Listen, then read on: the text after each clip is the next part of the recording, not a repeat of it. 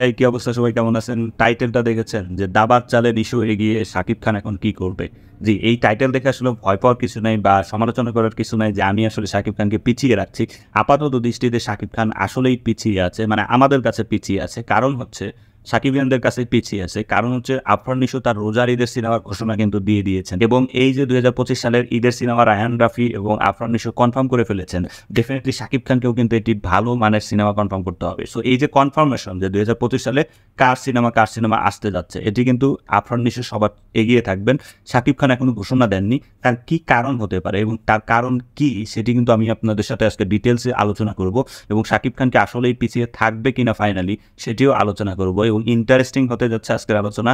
অবশ্যই পাশে থাকবেন এবং যারা এখন পর্যন্ত সাবস্ক্রাইব করেননি অবশ্যই সাবস্ক্রাইব করবেন।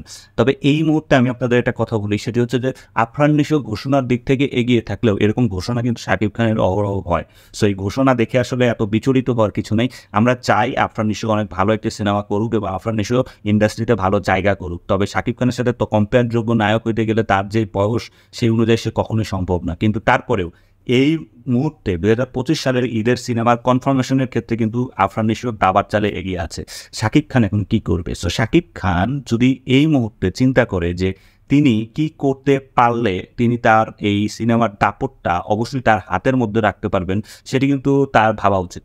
আপনার কি মনে হয় তিনি ভাবছেন? ডেফিনেটলি ভাবছেন। শাকিব খান ভাই এত সহজে হেরে যাওয়ার পাত্র না। শাকিব খানের এই ইন্ডাস্ট্রিতে বাংলাদেশের দর্শকের পালস তিনি বুঝেন। শাকিব খানের দর্শক কি চায়, কিভাবে চায়, কোন মুহূর্তে তার সিনেমা চায়, এই সিনেমাটার অভিজ্ঞতা, মানে তার যে ২৪ বছর ২৫ বছরের অভিজ্ঞতা, এটি তার শিরায় শিরায় বহরিত এবং তিনি খুব ভালো করে জানেন কিভাবে সিনেমা ঈদের মধ্যে আনতে হয়। এই ধরুন গত ঈদের কথা আপনাদের মনে করিয়ে দেই। গত ঈদে প্রথম কিন্তু হওয়ার কথা ছিল প্রিয়তমা না, কারণ হওয়ার কথা ছিল শের খান। সানি সানোয়ারের সাথে শের খান সিনেমার ঘোষণা দেন একটি ভিডিও বার্তার মাধ্যমে এবং তিনি খুব উৎফুল্ল থাকেন যে একটি নতুন ডিরেক্টরের সাথে ভালো কাজ করবেন। সো যদি আরিফিন শুভের সাথে কাজ করেছে তারপরে তার সাথে নতুন ভালো একটা কাজ হবে। কিন্তু যেটি হয়েছে যে প্রোডাকশন হাউস শাকিব খানের এই শের খান সিনেমাটা করতে পারেননি, নানা কারণে তারা করতে পারেননি। নতুন প্রোডাকশন হাউস বলে যা হয় আর কি, প্রফেশনালিজমের বাইরে চলে গেছে। সো এই সময়ে করতে পারে নাই এর আগে, অর্থাৎ যখন শের খান সিনেমাটা কনফার্ম ছিল তখন কিন্তু তাপসী ঠাকুর, শাকিব খানের অনেক পুরনো একটা ঘর যেখানে শাকিব খান সমস্ত সিনেমা করেছেন, সেই ঘরের প্রযোজক তাপসী ঠাকুর শাকিব খানকে ফোন দেন। শাকিব খানকে ফোন দিয়ে বলেন যে হিরো, আমি আপনাকে নিয়ে একটা সিনেমা বানাবো। তো হিরো আপনাকে নিয়ে সিনেমা বানাবো, হিরো বলে যে কি সিনেমা? বলছে যে এরকম একটি ভালো মানের সিনেমা আছে, মালেক আফসারি ডিরেক্টর হবে এবং আপনি কোরবানি দিয়ে আমরা আসবো। কিন্তু শাকিব খান তো এখন কমিটমেন্টে বিশ্বাসী, শাকিব খান তো এখন একটা সিনেমায় বিশ্বাসী ঈদের মধ্যে। সো তিনি বলে যে না, আমি অলরেডি কথা দিয়েছি শের খান সিনেমায়, আমি আসলে এই কাজ করতে পারবো না। সো যেটি হয়েছে যে সেটি তিনি আসলে তাপসী ঠাকুর খুব মন খারাপ করেন যে এতদিন এত বছর হলো আপনার সাথে কাজ করে আসছি কিন্তু আপনি কোরবানিতে আমাকে সময় দিবেন না।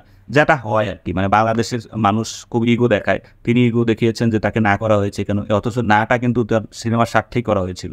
সো তিনি ইগো দেখিয়ে চলে যান এবং শাকিব খান প্রিপেয়ার্ড হন হচ্ছে শের খান সিনেমার জন্য। কিন্তু শাকিব খান জানেন না যে শের খান সিনেমাটা হচ্ছে না। তার কিছুদিন পর পরিচালক শাকিব খানের কাছে ক্ষমা চান যে আমরা এই সিনেমাটা এই মুহূর্তে করতে পারছি না, সুতরাং এই সিনেমাটা আমরা পরবর্তীতে করবো। এবং শাকিব খান পড়ে যান বিপদে, কারণ এই ঈদে তার সিনেমাটা আনতে হবে। দীর্ঘ অনেক মাস পরে তিনি লিডার আমি বাংলাদেশ রোজার ঈদে এনেছিলেন, অর্থাৎ কোরবানিতে তার একটা সিনেমা থাকার দরকার। তিনি খুব ভালো করে জানেন কেন দরকার। সো তিনি যেটি করেন যে প্রথমে হিমেল আশরাফের আগে তিনি নক দেন তাপসী ঠাকুরকে যে ঠিক আছে, মালেক আফসারি সাহেবকে বলেন আপনি যে সিনেমাটা করতে চাচ্ছেন ওই সিনেমাটা করবো। তো যেটি হয় যে মালেক আফসারি রাজি থাকলেও তাপসী ঠাকুর আর আগায়নি, কারণ তার ইগোতে লেগেছিল প্রথমবার না করার কারণে।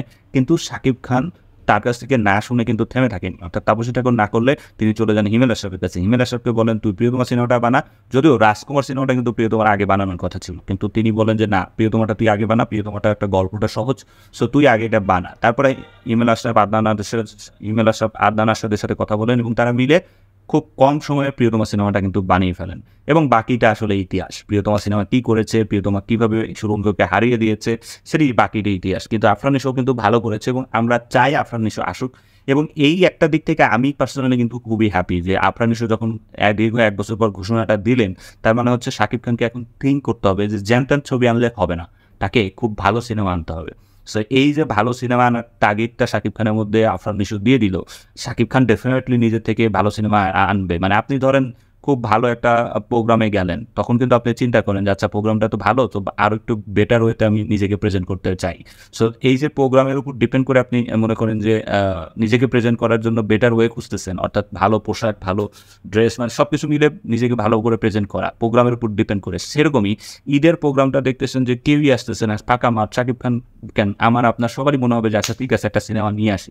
কিন্তু যখন দেখবেন যে না, একটা কম্পিটিটর আছে যাকে আসলে দমিয়ে, মানে যাহার সাথে একটা আমার বড় কম্পিটিশন হতে পারে, তিনি কিন্তু একটা সিনেমার ঘোষণা দিয়ে ফেলেছেন। সুতরাং আমি যদি ঘোষণা দেই তাহলে আমাকে ওই লেভেলের সিনেমার ঘোষণা দিতে হবে যে আরও ভালো কিভাবে করা যায়। সো গতবার উতরে গেছে, এইবারও কিন্তু আফরান নিশো সেফ জোনে আছে, কারণ রায়হান রাফির মতো ডিরেক্টর তিনি পেয়েছেন। কিন্তু শাকিব খান আসলে কোন ডিরেক্টরকে নিয়ে আসবেন, অর্থাৎ কোন ডিরেক্টরের পরিচালনায় তিনি আসলে আগামী রোজার ঈদের সিনেমা রিলিজ দিবেন, এই জায়গাটা শাকিব খানকে কিন্তু এখন ভাবাচ্ছে। এবং আমি 100% শিওর শাকিব খান 24 বছরের অভিজ্ঞতায়, 25 বছরের অভিজ্ঞতায় তিনি খুব ভালো করে জানেন যে কেমন সিনেমার দর্শক চায়। তার প্রত্যেকটা দর্শকের মানে চাওয়া পাওয়া সব কিন্তু তার গিরায় গিরায় তিনি খুব ভালো করে চিনেন, জানেন এবং বুঝেন। সেজন্যই আমি বলছি যে যারা শাকিবিয়ান আছে, আফরান নিশোর এই ঘোষণায় এগিয়ে থাকা, এটা নিয়ে টেনশন করার কোনো দরকার নেই। আফরান নিশো আসুক, আফরান নিশোর বদলেতে আমরা শাকিব খানের চেয়ে আরও ভালো সিনেমা শাকিব খানের কাছ থেকে আশা করছি।